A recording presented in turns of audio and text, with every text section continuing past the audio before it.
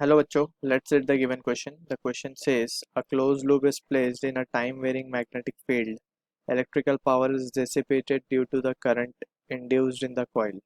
If the number of turns were to be quadrupled and the wire radius halved, keeping the radius of the loop unchanged, the electrical power dissipated would be.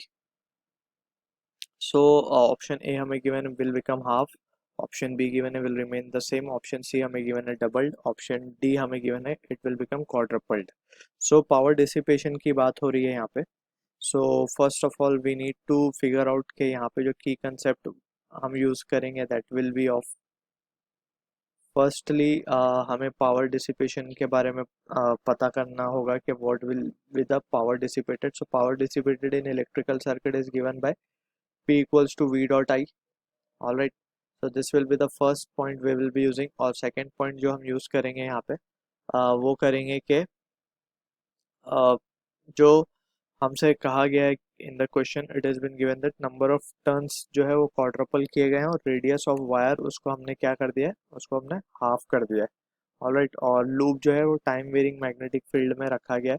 So we know जब भी time varying magnetic field में एक loop को रखा जाएगा तो due to the variation of magnetic field उसमें एक करंट इंड्यूस होगा और वो करंट की वैल्यू जो हमें मिलेगी वो मिलेगी फैराडेज लॉ से which is E equals to D phi by D T. So this both the concept हम यहाँ पे यूज करेंगे. This is V that is voltage और I is the current. So now to begin with first of all let's try to figure out के let's say we have a loop over here और ये loop जो है इसके अंदर एक time varying magnetic field लगा दी गई है.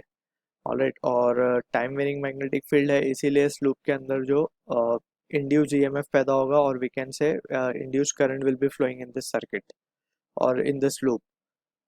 सो हमें पता है कि पावर जो है that is V dot I और हम इसे इस तरीके से भी लिख सकते हैं दैट इज ई और आई को हम लिख सकते हैं E by R. So it will become E square by are.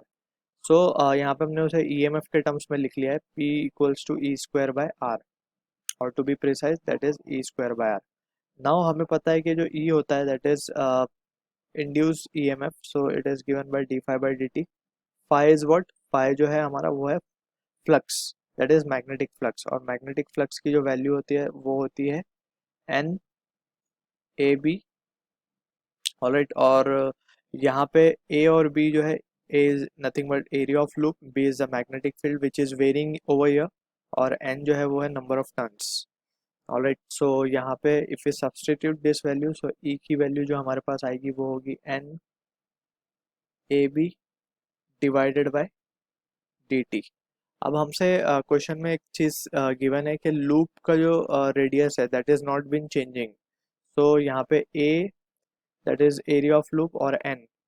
So we can take these two terms out as common और we can say कि constant है इसीलिए हम उसे बाहर ले लेंगे. So it will become NA dB by dt. Alright, अब further इसे हम एनालाइज करते हैं कि हमसे पावर के बारे में बात की गई है. So power we have defined it as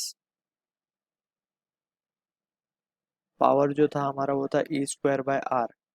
So R over here is what? It is the resistance of wire. So we have studied कि resistance जो होता है वो directly proportional होता है length को and it is inversely proportional to area of cross section and यहाँ पे rho will be the resistivity या specific resistance. So इसको हम अगर लिखें so we can write it as to be rho L by pi R square where small r हम radius मान रहे हैं wire का.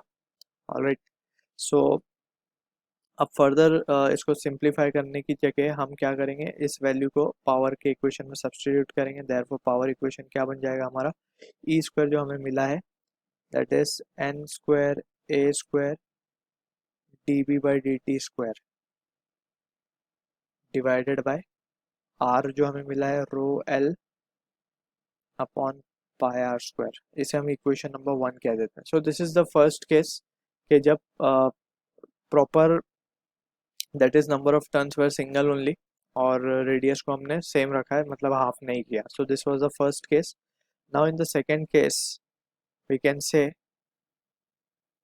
कि अब जो है radius has become r dash और r dash has become half, that is r by 2, and जो number of turns थे पहले n थे, so now it has become 4n. Alright, so this is the next case. So हम कहेंगे therefore it will become p dash, and here यहाँ पे जो चीज़ थी वो थी हमारे पास n square, so it will become 4n square, that is 4n square. Area of loop is not changing, and dB by dt it will be kept as it is. So यहाँ पे dB by dt को हम ऐसे ही रखेंगे,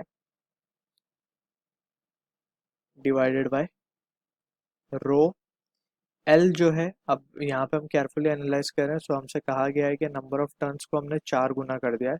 that means now L will become 4 times because number of turns has increase to 4. so 4L upon pi r square, और r square will be r by 2 का square. और क्योंकि रेडियस अब half हो चुका है. So let's say this is our equation number 2. So अब अगर हम 2 को डिवाइड कर दें 1 से, so the result we will be getting is p dash by p will be equals to, so अगर हम दोनों को डिवाइड करें so ratio will comes out to be 1.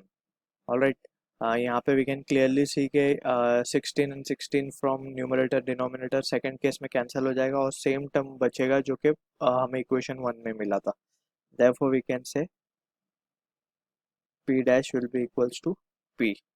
So this is the answer to the question. So अगर हम option देखें, so we can say कि power dissipation will be the same. So option B is the right answer to the question. I hope you understand the solution. Thank you.